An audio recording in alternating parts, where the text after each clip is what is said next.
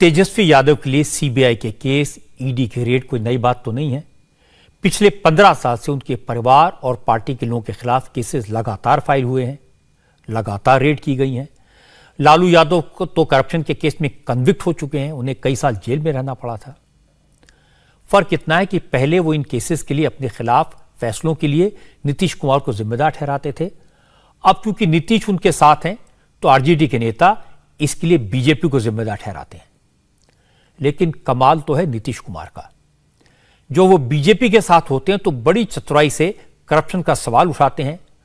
उन्होंने लालू यादव और तेजस्वी यादव को भ्रष्टाचार के गंगोत्री बताया था, लेकिन जब वो आरजेडी के साथ हो जाते हैं तो लालू और तेजस्वी को पाक साफ बताते हैं, और आज भी उन्होंने यही किया। सीबीआई के छापों के शोर के बीच आज नीतीश कुमार की सरकार ने विधानसभा में अपना बहुमत तो साबित कर दिया। नीतीश के पक्ष में 160 विधायकों ने वोट डाले। विपक्ष में एक भी मत नहीं था, क्योंकि मतदान से पहले बीजेपी ने वॉकआउट कर दिया था। मतदान से पहले नीतीश कुमार ने आधे घंटे से ज्यादा वक्त तक जोरदार भाषण दिया। नीतीश ने आज तेजस्वी को क्लीन चिट दी और बीजेपी को घेरा। नीतीश कुमार ने कहा कि तेजस्वी के खिलाफ 2017 में आरोप लगे थे, आज तक कुछ नहीं निकला। बीजेपी के नेताओं ने नीतीश कुमार के भाषण के दौरान टोका टाकी की तो नीतीश ने कहा कि बीजेपी में सीधे साधे अच्छे लोगों को कुछ नहीं मिलता। 2017 में हम अलग हो गए थे इनसे। अब बोलिए ना, इन लोगों के ऊपर जो किया गया, अब उसके बाद 5 साल बीत गया, अब तो इन लोगों के पास कुछ नहीं है। जो उस समय कहा गया था इन लोगों के बारे में कि यही चीज है, और अब तो कुछ नहीं है। तो आप समझ लीजिए वहां से इतना कहा गया और मेरे साथ लोग इतनी बातचीत करके अपने साथ लाए, तो जो भी था हमने किया लोकसभा के चुनाव। लेकिन विधानसभा के चुनाव में क्या हो गया? विधानसभा के चुनाव उसका हो गया कि हम खत्म हो जाए, हमको तो कोई मतलब नहीं था। भाई आपको मालूम है ना, जब आप लोग आ गए थे 2017 में, तो उसके पहले ही ना 7 निश्चय था। अरे बैठिए ना, इस सब में क्या है? अरे हम दूसरी बात सुनिए।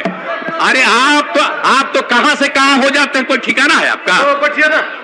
आप तो कुछ बोलते ही रहते हैं रेगुलर, ऐसे ही। अब पहले कहां थे, फिर कहां गए, कुछ बोलते रहते हैं। ये सब छोड़िए, हम सब देखते रहते हैं, वो सब की बात छोड़ दीजिए। लेकिन आप बताइए, जो 7 निश्चय में था सबके लिए, हम नहीं सुन पा रहे हैं आप क्या बोल रहे हैं। आप मेरी बात, हम तो बहुत सिंपल आप लोगों पर हम कुछ कह रहे हैं। अरे आप लोगों पर कुछ कह रहे हैं, हम तो दिल्ली से जो भी है कह रहे हैं। और एक बात जान लीजिए, हम लोगों ने जो किया तो आप लोग साथ आए, तो मेरा जो पहले से इन लोगों के साथ 7 निश्चय तय था, उसको आप भी माने। अरे इतना ज्यादा दिल्ली से सिक्योरिटी का इंतजाम मिल गया है ना, इसलिए बोलो। ये भी हम लोगों की पार्टी छोड़ करके गया है, तो कुछ बोलेगा तो आप लोगों को कुछ दिल्ली वाला जगह देगा, समझ गए ना? भले लोगों को जगह नहीं मिलेगा आप लोगों में से, जो अंड बंड बोलेगा उसी को जगह मिलेगा। आप जान लीजिए, यही है आप लोगों की पार्टी। इसके बाद नीतीश ने कहा कि अब उनके एजेंडे पर 2024 है। उन्होंने मोदी को हराने के लिए विपक्ष से एकजुट होने की अपील की, लेकिन यह भी कह दिया कि उनकी अपनी कोई महत्वाकांक्षा नहीं है, वो सिर्फ देश को बीजेपी से मुक्ति दिलाना चाहते हैं। जब तय हो गया कि हम लोग जो पहले जहां थे वहां पर चले जाएं, अब एक साथ हम आ गए, हम तो आपसे इन लोगों से अलग हुए, अब कोई सवाल ही पैदा नहीं होता है। और अब हम लोगों का संकल्प है कि हम लोग मिल करके पूरा काम करेंगे, बिहार बहुत आगे बढ़ेगा। और हम लोग सब लोगों से अपील कर रहे हैं, देश भर से कितने विभिन्न प्रांतों के विभिन्न दलों के लोगों ने फोन किया है हमको कि ठीक किया, ये निर्णय लिया, और हमने कहा सब मिल करके लड़िएगा, एक साथ होकर के लड़िएगा, तो 2024 का जो चुनाव का रिजल्ट होगा। अब क्या होता है, क्या क्या तरह का दिल्ली से चल रहा है? कोई काम हो रहा है? खाली प्रचार हो रहा है, सिर्फ प्रचार हो रहा है। लोगों की आमदनी कितनी घट रही है, किस तरह का काम हो रहा है, तो इस तरह से तो चल रहा है वहां से, और सिर्फ प्रचार प्रसार रोज रोज और काम नहीं।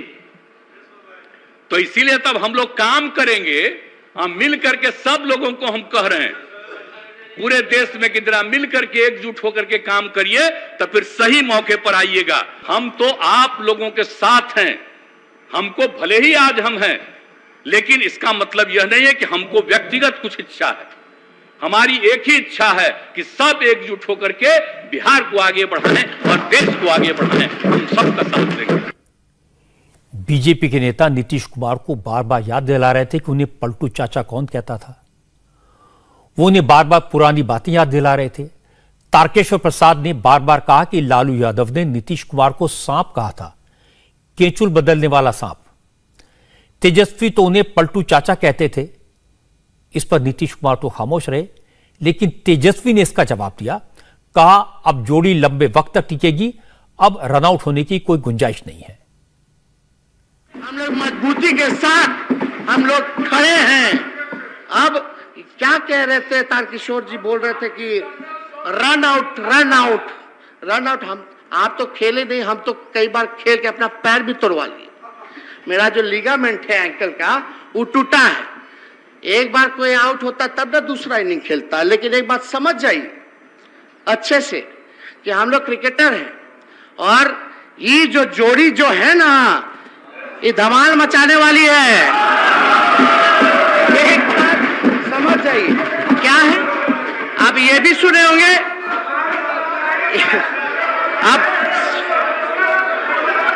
अब बैठ जाइए, सामने अरे बैठिए ना।